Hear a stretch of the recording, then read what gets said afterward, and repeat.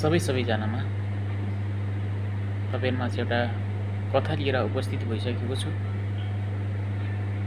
एउटा सानो गाउँमा एउटा गरिब किसान बस्थे। उनी बिहानै आफ्नो खेतमा चाहिँ जाने गर्दथे र खेतमा बाली पनि भस्मै फल्ने गर्दथ्यो र एउटा खेतको गह्रामा चाहिँ उनी जान एकदमै डराउँथे, किनकि त्यहाँ चाहिँ एउटा ठुलो सर्प आएर बस्ने गर्दथ्यो। त्यसकारणले गर्दा त्यो गह्रीमा जानले चाहिँ अधिक मात्रामा डराउने गर्दथे र एक दिन नडरिकन त्यो सर्पको नजिक गइसकेपछि त्यहाँ सर्प चाहिँ भित्र दुलाइभित्र पसेको रहेछ र त्यो बेला चाहिँ बाहिर सर्पले सुनको टुक्रा चाहिँ खसाल्दिएको रहेछ र त्यसपछि किसानले हरेक दिन बिहान एउटा कटोरीमा दुध लिएर त्यो खेतको गह्रामा चाहिँ राखिदिने गर्दथे र त्यो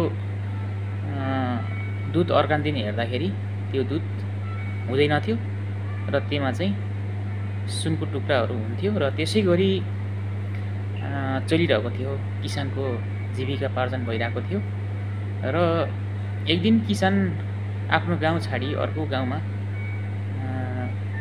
बाख्रा खोज्नको लागि गइरहेथे र त्यस बेला चाहिँ आफ्नो छोराले चाहिँ त्यो खेतको गह्रीमा चाहिँ दुध लिएर सर्पको लागि गइरहेथे र गएर छोराले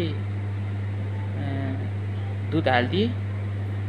दुध राखिदिएर आएपछि अर्कान दिन फेरि गए र फेरि गइसकेपछि सुन भेटिसकेपछि उनले सोचे कि ओहो सुनले दिँदो रहेछ यसले चाहिँ, अब मैले यसलाई लाठीले हान्नुपर्छ भनेर मारिसकेपछि यसको सुन यो भित्र चाहिँ धेरै सुन होला हैन, त्यो सुन सबै मैले आक्रमण गर्छु भनेर चाहिँ सर्पलाई लाठी र ढुङ्गा प्रहार गरे।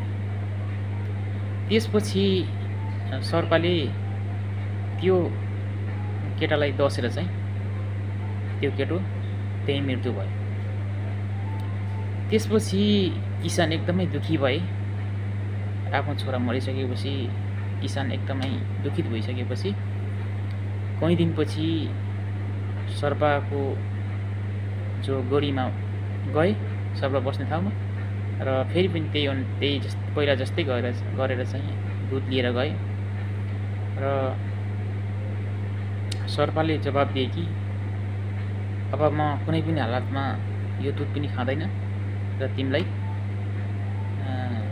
म सुन पनि दिँदैन भनेर चाहिँ सर्पले जवाब दिइसकेपछि सर्प चाहिँ आफ्नो स्थानतिर हराए र बुढो बाजे चाहिँ घर फर्केर आए र लोभले लाभले बिलाप भनेको यही हो। यो कथाले यही बुझाउँछ, हामीले धेरै लोभ पनि गर्नु हुँदैन हैन। लोभले गर्दा चाहिँ आफ्नो ज्यान अकालमा मर्न सक्छ, जान सक्छ हैन। त्यही भएर जति छ त्यहीमै रमाउनु पर्छ भन्दै म बिदा हुन चाहन्छु यो कथाबाट। Thank you so much.